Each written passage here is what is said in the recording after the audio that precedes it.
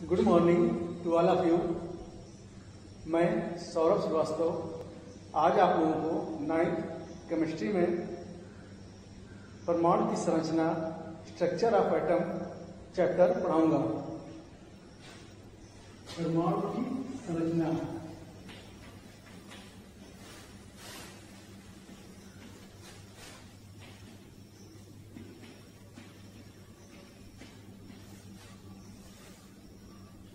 पिछली कक्षाओं में हम लोगों ने पढ़ा था परमाणु किसी पदार्थ का वाष्प उच्चतम कण है जो स्वतंत्र अवस्था में नहीं रह सकता तथा रासायनिक प्रक्रियाओं में भाग नहीं लेता है, परमाणु कहलाता है। ठीक है। परमाणु की संरचना के विषय में अनेक वैज्ञानिकों ने अपने अलग अलग मत दिए। डाल्टन के अनुसार तत्व अनेक सूक्ष्म कणों से मिलकर बना है जिन्हें परमाणु कहते हैं। परमाणु अविभाज्य है, अर्थात परमाणु को किसी भी रीत से अन्य सूक्ष्म कणों में विभाजित नहीं किया जा सकता। परमाणु न तो उत्पन्न किया जा सकता है और न ही नष्ट किया जा सकता है। एक ही तत्व के परमाणु आकार, द्रव्यमान तथा अन्य सभी गुणों में एक समान होते हैं। भिन्न भिन्न तत्वों के परमाणु आकार, द्रव्यमान तथा अन्य सभी गुणों में एक दूसरे से भिन्न भिन्न होते हैं। अब डाल्टन के परमाणुवाद में भी कुछ कमियां थी। पहली कमी थी किसी एक तत्व के परमाणु दूसरे तत्व के परमाणुओं से भिन्न क्यों होते हैं। ठीक। दूसरी कमी यह थी क्या परमाणु वास्तव में अविभाज्य होता है या परमाणु को विभाजित किया जा सकता है। नेक्स्ट है आधुनिक परमाणुवाद। किसी भी तत्व के परमाणु 3 मूल कणों से मिलकर बने होते हैं, प्रोटॉन, न्यूट्रॉन तथा इलेक्ट्रॉन। प्रोटॉन तथा न्यूट्रॉन परमाणु के नाभिक में पाया जाता है। यह परमाणु का नाभिक या न्यूक्लियस। ठीक है। इसमें प्रोटॉन और न्यूट्रॉन पाया जाता है। इलेक्ट्रॉन क्या होता है? इलेक्ट्रॉन नाभिक के चारों ओर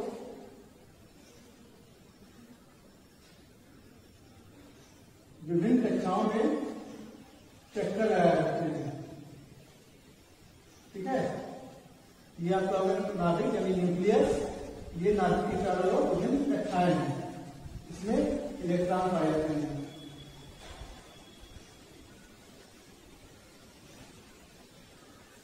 इलेक्ट्रॉन पर दृढ़ आवेश होता है, प्रोटॉन पर धन आवेश होता है, जबकि न्यूट्रॉन क्या होता है? विद्युत उदासीन होता है। न्यूट्रॉन को कोई आवेश नहीं होता है। ठीक।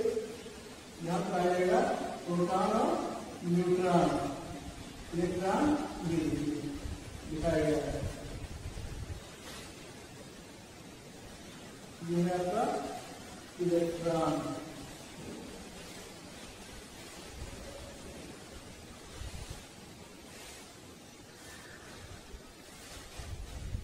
अब इलेक्ट्रॉन की खोज वैज्ञानिक सर जेवियर थॉमसन ने की थी, प्रोटॉन की खोज रदरफोर्ड ने तथा न्यूट्रॉन की खोज चैडविक ने किया था। अब देखिए रासायनिक प्रक्रिया में, कोई भी रासायनिक प्रक्रिया में किसी भी परमाणु के बाह्यतम कोश के इलेक्ट्रॉन भाग लेते हैं। ठीक है। जैसे मान लेते हैं सोडियम की बात कर रहे हैं, सोडियम का परमाणु क्रमांक होता है 11। ठीक। इसकी पहली कक्षा में 2, दूसरे में 8, तीसरे में 1। यानी किसी भी रासायनिक प्रक्रिया में सोडियम का बाह्य कोश का इलेक्ट्रॉन भाग लेगा, यानी बाह्य कोश इलेक्ट्रॉन कितने? 1। परमाणु तथा अणु में अंतर बताइए। तो अंतर में क्या लिखेंगे? परमाणु किसी पदार्थ का वाष्प उच्चतम कण है जो स्वतंत्र अवस्था में नहीं रह सकता, जबकि अणु क्या है? स्वतंत्र अवस्था में रह सकता है। परमाणु रासायनिक प्रक्रियाओं में भाग लेता है, अणु रासायनिक प्रक्रियाओं में भाग नहीं लेता है। परमाणु इलेक्ट्रॉन, प्रोटॉन तथा न्यूट्रॉन से मिलकर बना है और अणु परमाणुओं से मिलकर बना होता है। ठीक। थॉमसन का परमाणु मॉडल। थॉमसन ने 1904 में अपना प्रथम परमाणु मॉडल प्रस्तुत किया। थॉमसन के अनुसार परमाणु क्या है? विद्युत उदासीन कण है। और थॉमसन के अनुसार परमाणु तरबूज के आकार का होता है। जो तरबूज के दिए होते हैं वो इलेक्ट्रॉन के रूप में उन्होंने माना, तथा उसके चारों तरफ जो द्रव्य होता है उसे प्रोटॉन के रूप में उन्होंने माना। नेक्स्ट हम लोग पढ़ेंगे रदरफोर्ड का परमाणु मॉडल। रदरफोर्ड के अनुसार परमाणु गोलाकार अति सूक्ष्म विद्युत उदासीन कण है। परमाणु का समस्त धनावेश तथा लगभग समस्त द्रव्यमान उसके केंद्र पर संचित रहता है, यानी समस्त द्रव्यमान उसके केंद्र पर यानी न्यूक्लियस में ही संचित रहता है। परमाणु इलेक्ट्रॉन, प्रोटॉन तथा न्यूट्रॉन से मिलकर बना है। प्रोटॉन तथा न्यूट्रॉन परमाणु के नाभिक में पाया जाता है। इलेक्ट्रॉन नाभिक के चारों ओर विभिन्न कक्षाओं में चक्कर लगाते रहते हैं। ठीक है, ये परमाणु मॉडल में कुछ कमियां भी पाई गई। ठीक है, जैसे रदरफोर्ड ने बताया कि इलेक्ट्रॉन नाभिक के चारों ओर चक्कर लगाते रहते हैं। चूंकि इलेक्ट्रॉन पर ऋण आवेश होता है तथा नाभिक में प्रोटॉन और न्यूट्रॉन पाया जाता है। प्रोटॉन पर धनावेश होता है, तो क्या होगा, धनावेश इलेक्ट्रॉन को अपनी ओर खींचेगा, यानी चक्कर लगाते लगाते एक समय ऐसा आएगा कि इलेक्ट्रॉन नाभिक में गिर जाना चाहिए। इसकी व्याख्या रदरफोर्ड नहीं कर पाए। दूसरी बात, रदरफोर्ड के परमाणु मॉडल में यह कमी थी कि नाभिक के चारों ओर जो कक्षाएं होती हैं, किस कक्षा में कितने इलेक्ट्रॉन पाए जाएंगे, इलेक्ट्रॉनों का वेग क्या है, किस वेग से वो गति कर रहे हैं, ये सब इनमें कमियां थी। तो पढ़ेंगे इलेक्ट्रॉनिक विन्यास। बोहर के अनुसार इलेक्ट्रॉन परमाणु के चारों ओर निश्चित वृत्तीय पथों पर चक्कर लगाते रहते हैं। इन निश्चित वृत्तीय पथों को कक्षाएं कहते हैं। परमाणु की कक्षाओं में इलेक्ट्रॉनों के वितरण को परमाणु का इलेक्ट्रॉनिक विन्यास भी कहते हैं। परमाणु की कक्षाओं में इलेक्ट्रॉनों का वितरण ज्ञात करने के लिए सन 1921 में वैज्ञानिकों बोहर तथा बरी ने एक योजना प्रस्तुत की, जिसे बोहर-बरी योजना कहते हैं। बोहर-बरी के अनुसार किसी कक्षा में इलेक्ट्रॉनों की अधिकतम संख्या 2n² होती है, जहां n उस कक्षा की क्रम संख्या है। पहली कक्षा के लिए n का मान 1 रखेंगे। इस कक्षा में इलेक्ट्रॉनों की अधिकतम संख्या 2 होती है। दूसरी कक्षा में n का मान 2 रखने के पर इस कक्षा में इलेक्ट्रॉनों की अधिकतम संख्या 8 होगी। इसी प्रकार n का मान 3 रखने पर तीसरी कक्षा में इलेक्ट्रॉनों की अधिकतम संख्या 18 होगी। n का मान 4 रखने पर चौथी कक्षा में इलेक्ट्रॉनों की अधिकतम संख्या 32 होगी। ठीक, देखिए, यानी पहली कक्षा में 2 से अधिक इलेक्ट्रॉन हम लोग नहीं रख सकते। दूसरी कक्षा में 8 से अधिक इलेक्ट्रॉन नहीं रख सकते।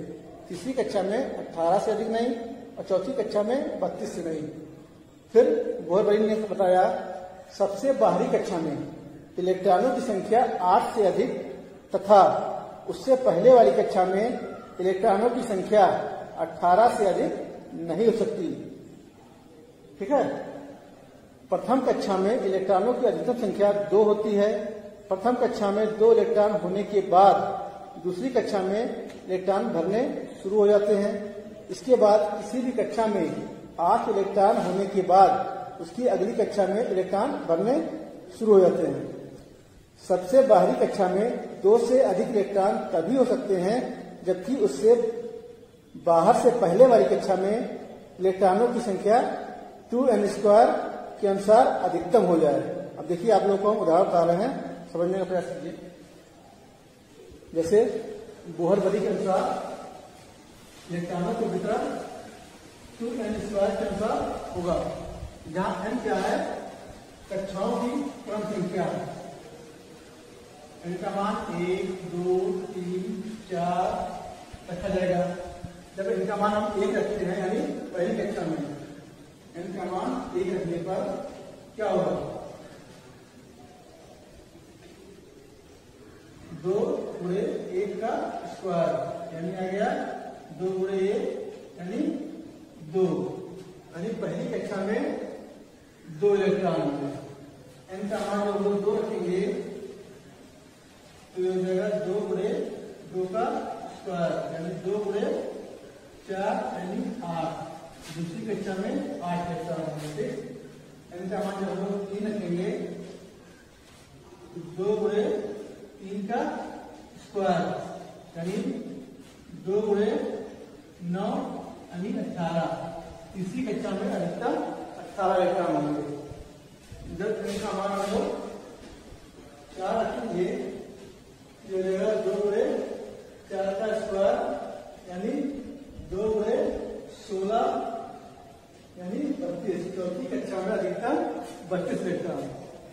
इलेक्ट्रॉनिक विन्यास बनाएंगे किसी तत्व का, तो पहली कक्षा में 2 इलेक्ट्रॉन से अधिक नहीं हो सकते, दूसरी कक्षा में 8 से अधिक नहीं, तीसरी कक्षा में 18 से अधिक नहीं, चौथी में 32 से अधिक नहीं। अब हम लोग कुछ तत्वों का इलेक्ट्रॉनिक विन्यास बनाते हैं।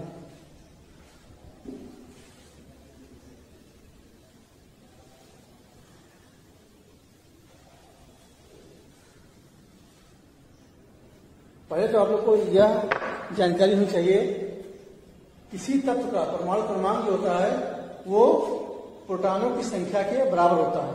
ठीक है, यानी कोई भी तत्व है, चाहे सोडियम, हीलियम, नियान या मैग्नीशियम, किसी तत्व की बात करें हम लोग, तो जो भी उसका परमाणु क्रमांक होगा वो इलेक्ट्रॉनों की संख्या के बराबर होगा। यानी किसी तत्व में इलेक्ट्रॉनों की संख्या और प्रोटॉनों की संख्या बराबर होती है। न्यूट्रॉनों की संख्या कम या ज्यादा हो सकती है। अब देखिए, हाइड्रोजन का परमाणु क्रमांक होता है 1, यानी इसकी पहली कक्षा में कितने इलेक्ट्रॉन होंगे? 1। ठीक। हीलियम का परमाणु क्रमांक होता है 2। ठीक है, यानी इसकी पहली कक्षा में 2 इलेक्ट्रॉन होंगे। हम बात करते हैं कार्बन का परमाणु क्रमांक होता है 6। तो पहली कक्षा में 2 इलेक्ट्रॉन भरा जाएगा, दूसरी कक्षा में 4 तो 6 हो गया। अब मान लीजिए इसका परमाणु संरचना बनाना हो, कैसे बनाया जाएगा? ये देखिए, ये है मान लीजिए कार्बन का नाभिक। 2 कक्षाएं हैं, पहली कक्षा में 2, दूसरी में 4। एक कक्षा ये बनाया गया, एक कक्षा ये। पहली कक्षा में 2 इलेक्ट्रॉन, दूसरी कक्षा में 4 इलेक्ट्रॉन। 1, 2, 3, 4।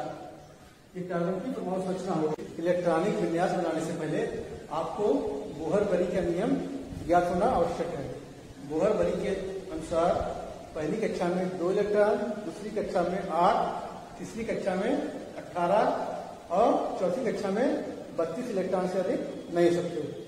ठीक है, अब हम आप लोगों को इलेक्ट्रॉनिक विन्यास बनाना दिखा रहे हैं। ये है परमाणु क्रमांक तत्व, यानी इसका प्रतीक क्या होगा? इलेक्ट्रॉनिक विन्यास। n बराबर 1 मतलब पहली कक्षा में कितने इलेक्ट्रॉन होंगे, n बराबर 2 का मतलब दूसरी कक्षा में कितने इलेक्ट्रॉन होंगे, n बराबर 3 का मतलब तीसरी कक्षा में कितने इलेक्ट्रॉन होंगे। हम पहले तो ले रहे हैं हाइड्रोजन। हाइड्रोजन का प्रतीक है H और हाइड्रोजन का परमाणु क्रमांक 1 है, यानी हाइड्रोजन में 1 इलेक्ट्रॉन और 1 प्रोटॉन पाए जाते हैं। अब देखिए, हाइड्रोजन में 1 इलेक्ट्रॉन है तो पहली कक्षा में 1 इलेक्ट्रॉन होगा।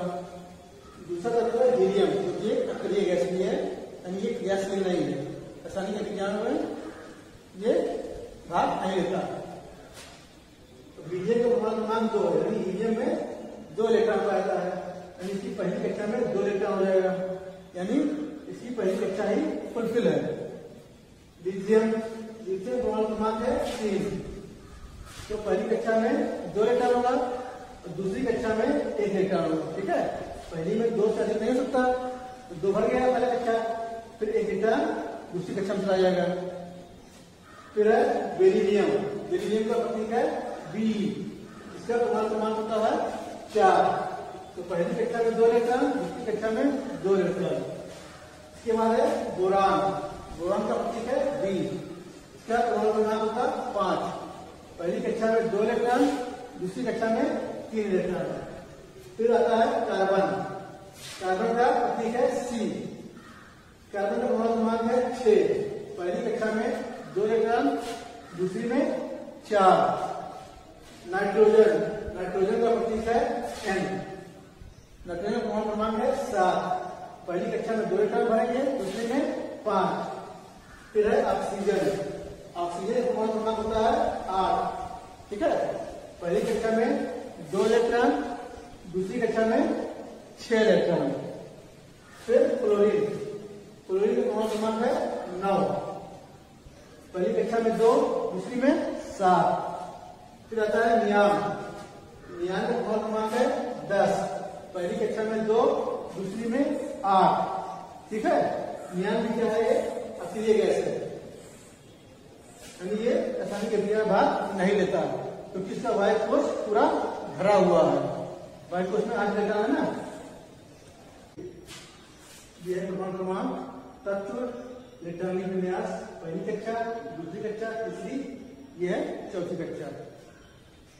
सोडियम, सोडियम का परमाणु क्रमांक होता है 11, यानी इसमें 11 इलेक्ट्रॉन है। पहली कक्षा में 2, दूसरी में 8, तीसरी में 1।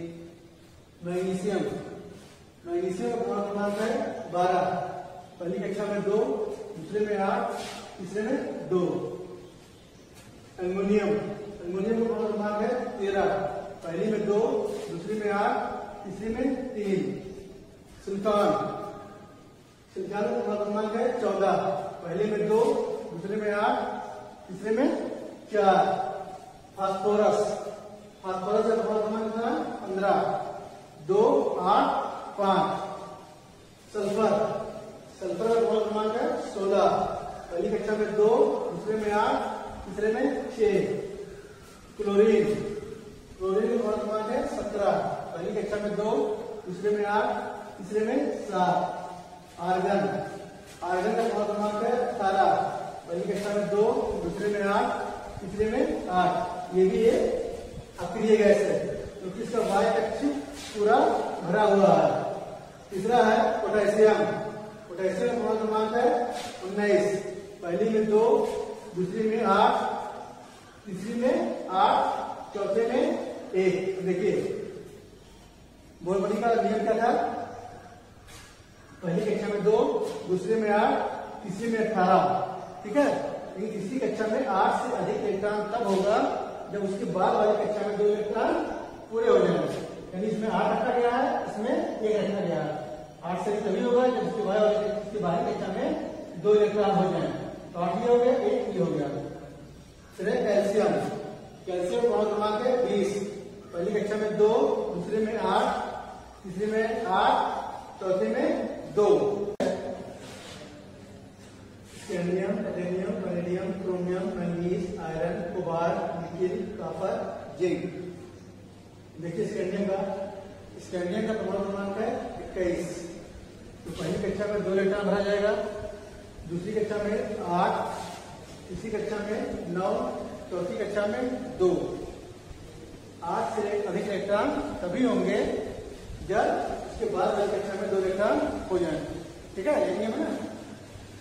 तो देखिए वैलेडियम का, वैलेडियम का परमाणु क्रमांक है 23, पहली कक्षा में 2, दूसरी कक्षा में 8, तीसरी कक्षा में 11, चौथी कक्षा में 2।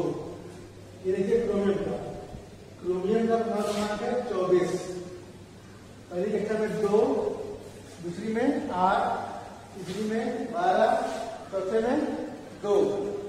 देखो दोनों में घेर दिया है, क्रोमियम का जो है इलेक्ट्रॉनिक विन्यास से सही नहीं है।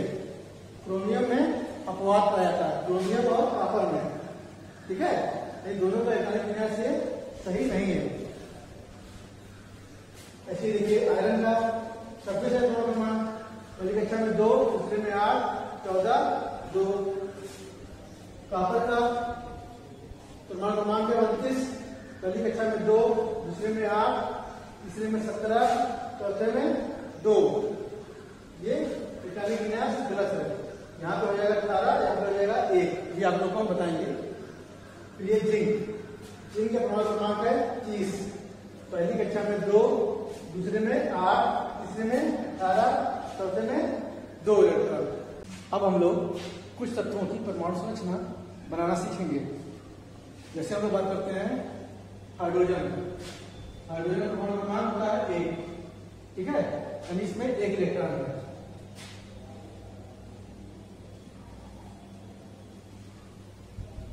ये हो गया नाभिक, नाभिक में 1 प्रोटॉन होगा, ठीक, और 1 इलेक्ट्रॉन इसी पहली कक्षा में चक्कर लगाएगा। फिर मान लेते हैं सोडियम, सोडियम का परमाणु क्रमांक है 11, इसका इलेक्ट्रॉनिक विन्यास होगा 2, 8, 1। पहली कक्षा में 2 इलेक्ट्रॉन, दूसरी कक्षा में 8, तीसरी कक्षा में 1 इलेक्ट्रॉन। 8 2 10 और 11।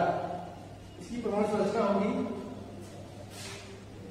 ये हो गया नाभिक, ये पहली कक्षा और ये है दूसरी कक्षा।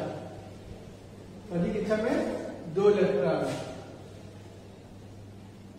दूसरी कक्षा में 8 इलेक्ट्रॉन, 1 2 3 4 5 6 7 8। तीसरी कक्षा में 1 इलेक्ट्रॉन, ये हो गया। और नाभिक में 11 प्रोटॉन होंगे, ये हो गया आपका इलेक्ट्रॉन।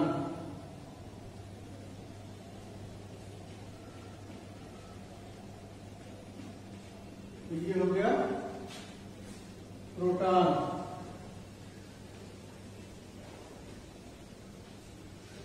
ठीक है, अब हम लोग बात कर रहे हैं नियान।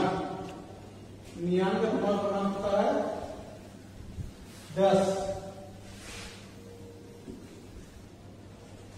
नियान एक अक्रिय गैस है।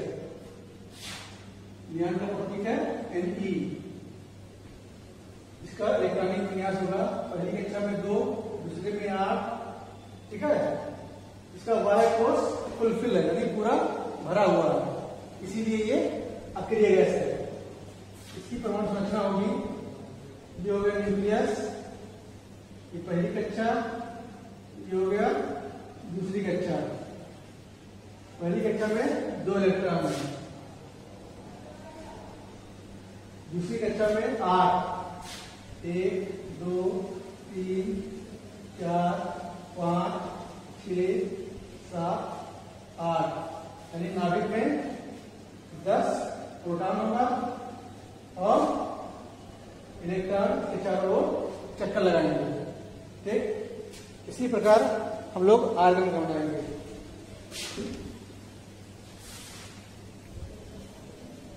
आर्गन का परमाणु क्रमांक है 18।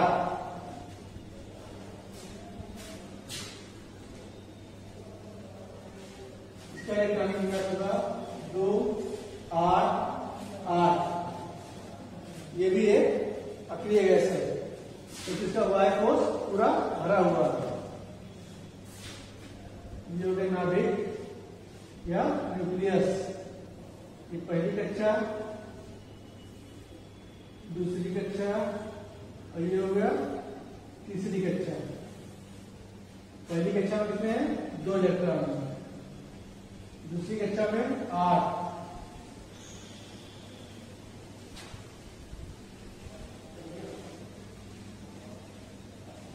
ठीक, तीसरी कक्षा में भी 8 इलेक्ट्रॉन है, 1 2 3 4 5 6 7 8। ये हो गया आर्गन की परमाणु संरचना। नेक्स्ट हम लोग पढ़ेंगे बोहर बड़ी योजना का अपवाद। कुछ तत्वों के इलेक्ट्रॉनिक विन्यास बोहर बड़ी योजना के अनुसार लिखे इलेक्ट्रॉनिक विन्यासों से भिन्न है, जैसे क्रोमियम, कॉपर आदि। अब देखिए, क्रोमियम का परमाणु क्रमांक होता है 24। बोहर बड़ी के अनुसार इसका इलेक्ट्रॉनिक विन्यास 2 8 12 2 होना चाहिए। यानी पहली कक्षा में 2, दूसरी में 8, तीसरी में 12, चौथे में 2। ठीक है, 8 को 10, 12 10 22 2 24। जबकि इसका सही इलेक्ट्रॉनिक विन्यास होगा, पहली कक्षा में 2, दूसरी में 8, तीसरी में 13, चौथे में 1। यानी ये अपवाद है, इसका इलेक्ट्रॉनिक विन्यास सही नहीं है। ऐसे ही कॉपर का परमाणु क्रमांक होता है 29। पहली कक्षा में 2, दूसरी में 8, तीसरी में 17, चौथी में 2। 8 2 10 17 27 2 29। ठीक है, बोहर बड़ी के अनुसार इसका इलेक्ट्रॉनिक विन्यास ये होगा, जबकि कॉपर का सही इलेक्ट्रॉनिक विन्यास होता है 2 8 18 1। यानी ये सही है। यानी क्रोमियम और कॉपर दोनों अपवाद हैं। हम लोग आयन के विषय में पढ़ेंगे। यदि किसी परमाणु पर धन आवेश है तो उसे धनायन कहेंगे, यदि उस पर ऋण आवेश है तो उसे ऋणायन कहेंगे। अब देखिए, कोई भी परमाणु हो वो इलेक्ट्रॉन, प्रोटॉन और न्यूट्रॉन से मिलकर बना होता है। प्रोटॉन तथा न्यूट्रॉन परमाणु के नाभिक में होता है। इलेक्ट्रॉन उसके चारों ओर विभिन्न कक्षाओं में चक्कर लगाता है। ठीक है। अब देखिए धनायन कैसे बनता है। जैसे हम बात कर रहे हैं सोडियम की। सोडियम का परमाणु क्रमांक होता है 11, यानी सोडियम में 11 प्रोटॉन है और 11 इलेक्ट्रॉन है। इसका इलेक्ट्रॉनिक विन्यास होगा 2, 8, 1। ठीक है, 8, 2, 10 और 11। इसके बाद उसमें 1 इलेक्ट्रॉन है। यदि सोडियम 1 इलेक्ट्रॉन त्याग कर दे, ठीक है, तो क्या हो जाएगा? सोडियम Na+ में बदल जाएगा, यानी इस पर एक धनावेश आ जाएगा। ठीक, यानी इलेक्ट्रॉन की संख्या इसमें 1 कम हो गई। पहले दोनों 11 थे, 11 इलेक्ट्रॉन 11 प्रोटॉन, 1 इलेक्ट्रॉन इसमें त्याग कर दिया तो इलेक्ट्रॉन बचा 10, प्रोटॉन हो गया 11, यानी इस पर एक धनावेश हो गया। अब ऋणावेश की बात करें, जैसे मान लीजिए यह है क्लोरीन। क्लोरीन का परमाणु क्रमांक होता है 17। इसका इलेक्ट्रॉनिक विन्यास है 2, 8, 7। ठीक, यदि क्लोरीन 1 इलेक्ट्रॉन यहां पर ग्रहण कर ले तो इसका बाह्य कोश पूरा भर जाएगा, फुलफिल हो जाएगा। अष्टक के नियम अनुसार बाह्य कोश में 8 इलेक्ट्रॉन होने चाहिए, यानी बाह्य कोश का फुलफिल होना चाहिए। अगर ये 1 इलेक्ट्रॉन ग्रहण कर लेता है तो यहाँ पर हो जाएगा इसी कक्षा में 8 इलेक्ट्रॉन, इसका बाह्य कोश पूरा भर जाएगा। इसमें 17 इलेक्ट्रॉन थे और 17 प्रोटॉन थे। अब ये 1 इलेक्ट्रॉन ग्रहण कर रहा है, यानी इलेक्ट्रॉन की संख्या ये बढ़ रही है। इलेक्ट्रॉन हो जाएगा 18, प्रोटॉन हो जाएगा 17, यानी इस पर एक ऋण आवेश आ जाएगा। ठीक, क्योंकि इलेक्ट्रॉन की संख्या ये ज्यादा हो गई, बढ़ गई। ठीक है। अब हम लोग पढ़ेंगे अष्टक नियम। अष्टक नियम के अनुसार अधिकांश तत्वों के परमाणुओं में अपने वाह्यतम कोश में 8 इलेक्ट्रॉन कर लेने की प्रवृत्ति होती है। यानी कोई भी तत्व यह चाहता है कि वह अक्रिय गैस की तरह बन जाए या अक्रिय गैस की तरह व्यवहार करे, यानी उसका इलेक्ट्रॉनिक विन्यास अक्रिय गैस की इलेक्ट्रॉनिक विन्यास की तरह हो जाए। ठीक है। अब हम लोग पढ़ेंगे संयोजकता। ठीक, संयोजकता की तत्व को निकालने के लिए हमें उसका इलेक्ट्रॉनिक विन्यास निकालना आना चाहिए। अब देखिए, जैसे मान लीजिए हम लोग बात कर रहे हैं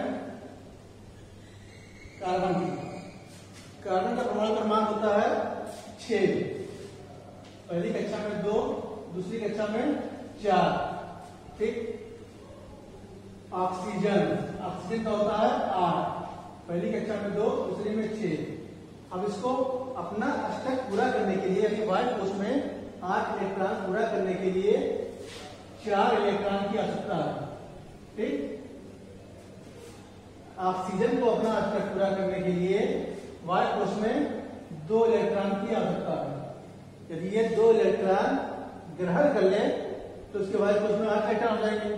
ठीक है, यानी ऑक्सीजन की संयोजकता हो जाएगी -2, क्योंकि ग्रहण कर रहा है, इसलिए 2 ऋण आवेश हो जाएगा। ऐसे ही कार्बन है। कार्बन को बाह्य कोश में 8 इलेक्ट्रॉन पूरा करने के लिए 4 इलेक्ट्रॉन की आवश्यकता होती है। ठीक है, तो ये चारों इलेक्ट्रॉन जो कार्बन है वो साझा करके लेता है। ठीक, सहसंयोजक बंध बनाकर, ये आप लोग अभी पढ़ेंगे आगे। और ऑक्सीजन क्या करता है? 2 इलेक्ट्रॉन ग्रहण करता है। इसी प्रकार सोडियम को लिखिए। सोडियम का इलेक्ट्रॉनिक विन्यास है 11। पहली कक्षा में 2, दूसरी में 8, तीसरी में 1। ठीक, अब ये अपने बाह्य कोश में 8 इलेक्ट्रॉन पूरा करने के लिए अगर 1 इलेक्ट्रॉन त्याग कर दे, अपना एक बाह्य कोश का इलेक्ट्रॉन निकाल दे, ठीक है, तो इसके बाह्य कोश में हो जाएंगे 8 इलेक्ट्रॉन, इसका अष्टक पूरा हो जाएगा। इस सोडियम की संयोजकता हो जाएगी -1 + 1, क्योंकि ये इलेक्ट्रॉन त्याग करता है।